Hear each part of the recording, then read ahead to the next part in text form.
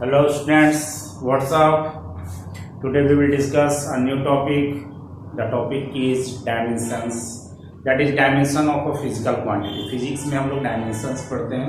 Dimensions ऐसे होता है 3D में, जैसे कि x एक्सिस, y एक्सिस और z एक्सिस में. ऐसे टाइम का भी ले लेते हैं तो हम लोग 4D में अगर कंसीडर करेंगे तो यहाँ पे हम लोग 3D आने के तो एक डायमेंशंस पढ़ेंगे. डायमेंशंस का क्या मतलब होता है कि जब भी कोई भी फिजिकल क्वांटिटीज को हम लोग डायमेंशंस उसका निकालेंगे तो उस फिजिकल क्वांटिटीज को हम लोग क्या करेंगे, बेस या फंडामेंटल यूनिट्स में उसको क्या करेंगे, कन्वर्ट करेंगे. That means dimensions of a physical quantity is to express the fundamental और base units raising some powers और एक्सपोनेंट्स. यानी कि फंडामेंटल या बेस यूनिट्स को अगर हम लोग कुछ पावर्स लेकर के अगर उसको एक्सप्रेस करेंगे तो जो एक्सप्रेशन आएगा उस एक्सप्रेशन को क्या बोलेंगे, dimension of that physical quantity.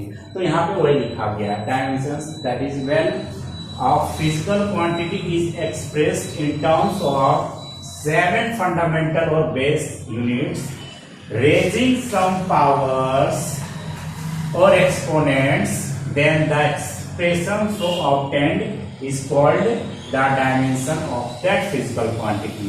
यानी कि जब भी कोई भी फिजिकल क्वांटिटी को हम लोग एक्सप्रेस करेंगे जो 7 फंडामेंटल यूनिट्स होता है या बेस यूनिट होता है उस टर्म में, जिसमें से क्या होगा, कुछ पावर भी एक्सप्रेस रेज होगा या एक्सपोनेंट, पावर को एक्सपोनेंट भी कहते हैं, तो उसमें एक्सप्रेस करेंगे तो जो एक्सप्रेशन हमें मिलेगा उसको हम लोग क्या बोलेंगे, dimension of that physical quantity. तो उसमें से डायमेंशन को हम लोग कैसे डिनोट करते हैं, ये स्क्वायर ब्रैकेट होता है, लार्ज ब्रैकेट कह सकते हैं या स्क्वायर ब्रैकेट, ये सिंबल होता है डायमेंशन का. अब डायमेंशन हर अलग अलग क्वांटिटी का क्या होता है, फिजिकल क्वांटिटी का, जैसे कि मास, लेंथ, टाइम, ये फिजिकल क्वांटिटीज है तो मास का डायमेंशन क्या होगा, मास का डायमेंशन m हो जाएगा. फिर लेंथ का डायमेंशन l हो जाएगा, कैपिटल L और कैपिटल M, और टाइम का डायमेंशन कैपिटल T हो जाएगा. इसी तरह डायमेंशन ऑफ, जैसे हो गया थर्मोडायनेमिक टेम्परेचर, फिर हो गया ल्यूमिनेस इंटेंसिटी, या फिर कह सकते हैं अमाउंट ऑफ सबस्टेंस हो गया. तो थर्मोडायनेमिक टेम्परेचर का डायमेंशन हो जाएगा केल्विन यानी K हो जाता है. फिर अमाउंट ऑफ सबस्टेंस का क्या हो जाएगा, मोल होता है, MOL हो जाता है.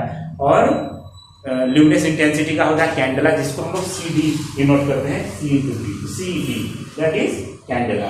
फिर इसी तरह से डायमेंशन ऑफ अ कांस्टेंट, किसी भी कांस्टेंट का जो डायमेंशन होता है, कांस्टेंट में को क्या हो सकता है, ट्रिग्नोमेट्रिक फंक्शन हो सकता है, एक्सपोनेंशियल फंक्शन हो सकता है, लॉगरिथमिक फंक्शन हो सकता है, या फिर कह सकते हैं कोई भी पाई या कोई भी कांस्टेंट हो गया तो उसका डायमेंशन क्या होगा, डायमेंशन 1 हो जाएगा. दैट इज जैसे dimension of 2 constant, dimension of sin theta, cos theta, tan theta, pi या log x हो, एक्सपोनेंशियल हो, e to the power -x हो, इन सब का डायमेंशन क्या हो जाएगा, 0 में हो जाएगा. ठीक, m to the power 0, l to the power 0 और t time to the power 0 हो जाएगा. तो इस तरह का डायमेंशन हम लोग निकाल सकते हैं.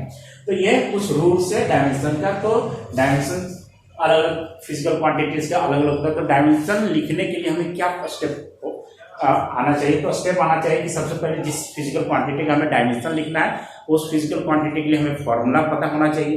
फॉर्मूला पता है तो उसका हम लोग SI यूनिट लिखना है, क्योंकि जितने भी डायमेंशन हम लोग लिखेंगे वो SI यूनिट यानी m के सिस्टम में लिखेंगे.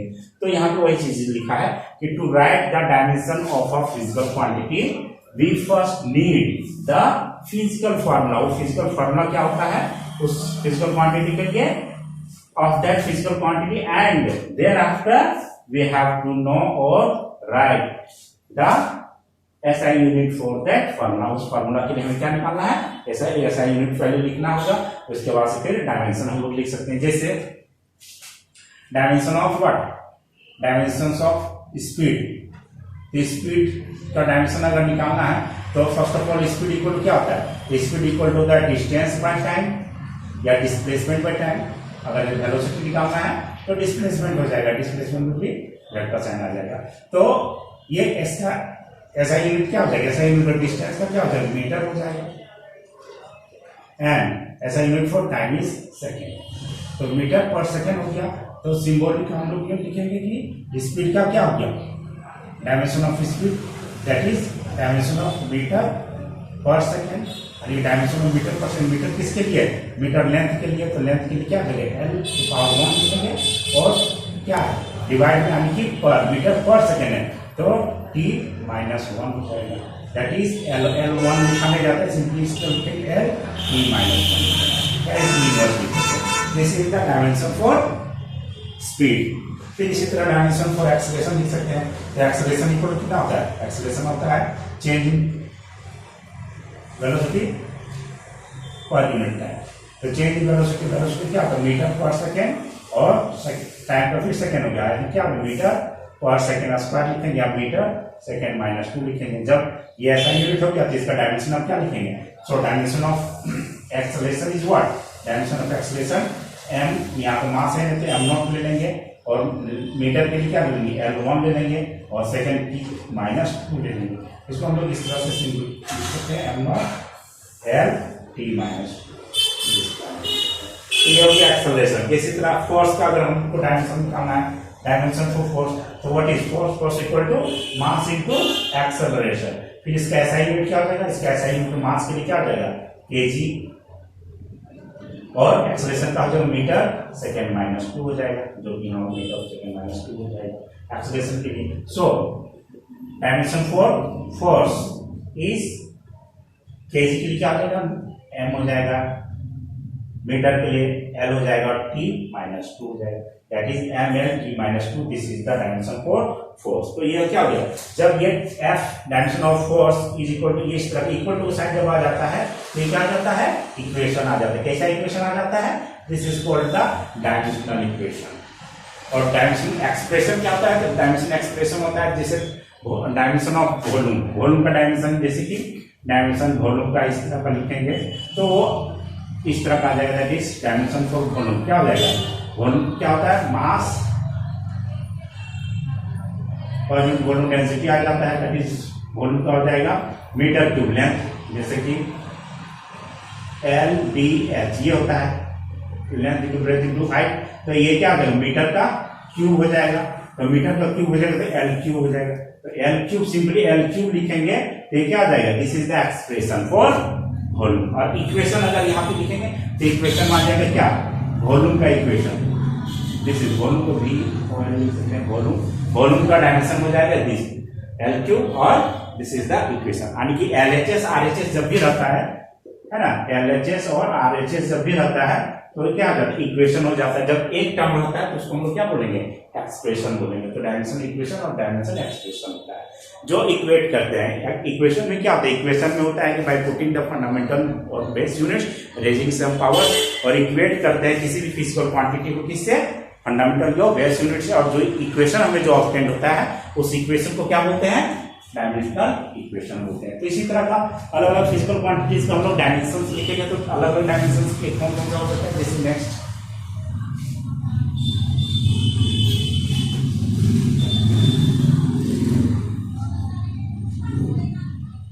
Dimension for momentum. तो since we know that momentum equal to p equal to what? m into v, mass into velocity होता है, मास इनटू वेलोसिटी। और इसका एसआई यूनिट क्या हो जाएगा? एसआई यूनिट हो जाएगा मास के लिए केजी, और स्पीड के लिए क्या होगा? Metre second minus 1। तो इसका डायमेंशन फिर कितना हो जाएगा? इसका डायमेंशन हो जाएगा केजी के लिए m हो जाएगा, मीटर के लिए L हो जाएगा, और सेकेंड के लिए T माइनस 1 हो जाएगा, सेकेंड इनवर्स के लिए T minus 1। This is dimension for momentum. And dimension for अगर प्रेशर का कंसीडर, प्रेशर का क्या होता है? प्रेशर इक्वल टू होता है फोर्स पर unit area. This is the formula. और इसका ऐसा यूनिट क्या हो जाएगा? इसका ऐसा यूनिट फोर्स के लिए क्या हो जाएगा? फोर्स के लिए होगा KG, metre second minus 2, this is force. और एरिया के लिए क्या होगा? मीटर स्क्वायर हो जाएगा। यानी फाइनली इसका हो जाएगा केजी मीटर, एक मीटर का क्या? तो मीटर इनवर्स हो जाएगा, और सेकेंड माइनस 2 हो जाएगा। तो फिर यहाँ क्या लिखेंगे? पावर का डायमेंशन यहाँ लिखेंगे। पावर का डायमेंशन, ये प्रेशर का डायमेंशन हो जाएगा m L minus 1 T minus 2। This is the dimension for pressure. इस तरह अलग अलग का डायमेंशन हम लोग लिख सकते हैं। फिर now next dimension for density. Dimension for density. Density, since density is what? Density is mass per unit volume. So formula is मास के लिए क्या हो जाएगा केजी, और वॉल्यूम के लिए क्या metre cube. So dimension for this is M L cube, L -3 और टी 0, ये पावर हो जाएगा।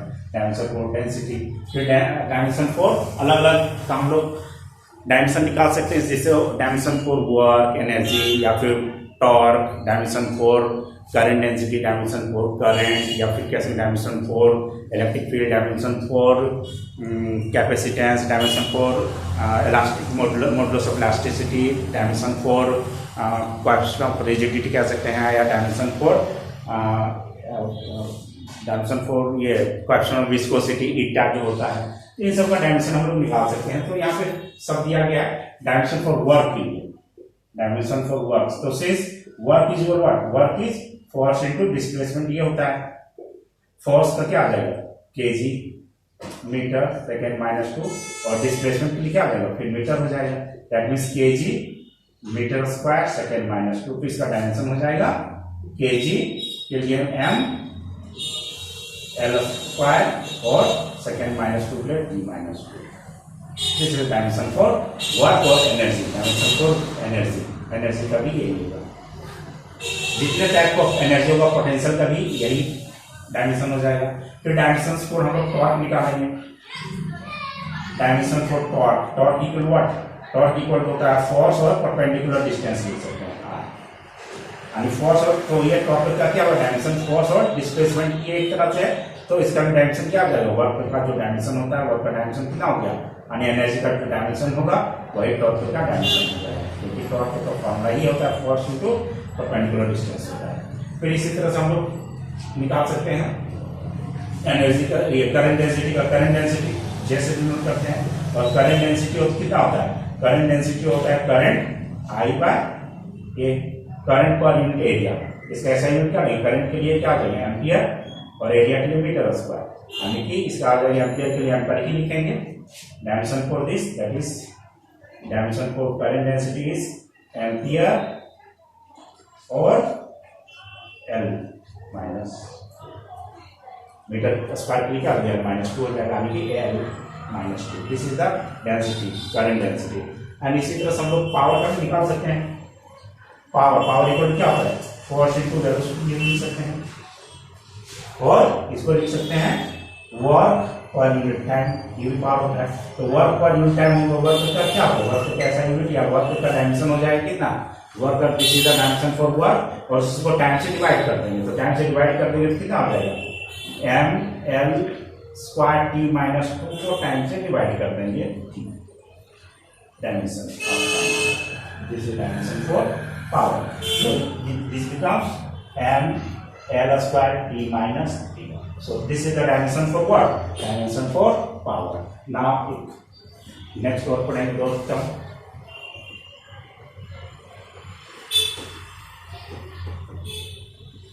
डायमेंशन। अब दो टर्म हम लोग पढ़ेंगे, dimension for elastic modulus of elasticity और dimension for coefficient of viscosity. तो dimension for coefficient of elasticity यानी y जो होता है कोएफिशिएंट ऑफ इलास्टिसिटी, ये Young's modulus of coefficient of elasticity होता है। ये एक्चुअली क्या होता है, स्ट्रेस बाय स्ट्रेन होता है। तो स्ट्रेस फॉर्मूला फिर क्या होगा, स्ट्रेस एंड फॉर्मूला ये फोर्स बाय एरिया, और फिर स्ट्रेन का होता है डेल एल बाय एल हो जाएगा। इसका अगर हम फॉर्मूला अगर देखा जाए तो फॉर्मूला क्या होगा, फॉर्मूला जब फोर्स का केजी मीटर और सेकेंड -2 हो जाएगा, और डिवाइड में एरिया है, डिवाइड में एरिया है दैट इज मीटर स्क्वायर हो जाएगा। और स्ट्रेन क्या होता है, स्ट्रेन का कोई यूनिट नहीं होता, डायमेंशन लेस होता है, इसलिए इसका कुछ नहीं यानी मान लिखेंगे। तो यहाँ क्या आ जाएगा केजी मीटर, एक मीटर का क्या इनवर्स और second -2, this is the SI unit. So the dimension of y that is Young's modulus of elasticity is m l -1 and t -2. This is the dimension for Young's modulus of elasticity. Similarly, dimension for coefficient of viscosity that is eta.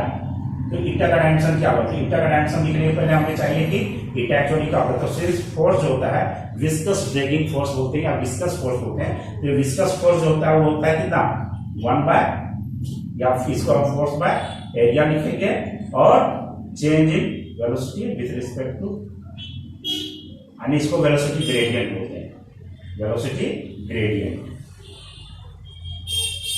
यानी जैसे जैसे depth जाते हैं velocity क्या decrease होता चला जाता है। तो इस तरह से हम क्या लिखेंगे, ईटा का जो वैल्यू हो जाएगा फोर्स इक्वल टू, ये फोर्स इक्वल टू कितना हो जाएगा, this is eta, this is eta equal to this, क्योंकि ईटा इक्वल टू जो होता है वो वैल्यू अलग होता है। यहाँ पे फोर्स का ले लेंगे, फोर्स इक्वल क्या है ईटा में 9 × एरिया में ले लेंगे।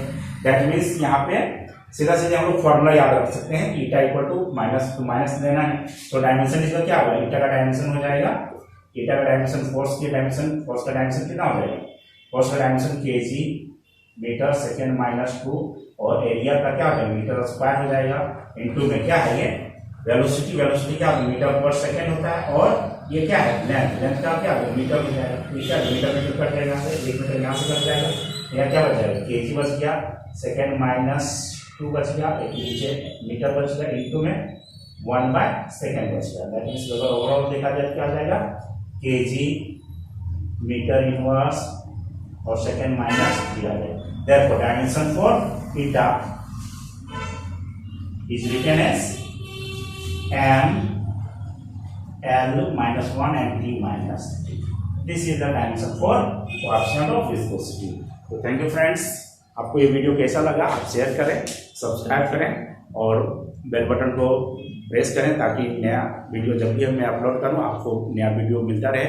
और कमेंट में लिखें कि आपको कौन से टॉपिक पे वीडियो देखना चाहते हैं, आपको कौन सा टॉपिक आप समझना चाहते हैं, तो मैं वीडियो उस तरह का बनाता जाऊंगा। Thank you.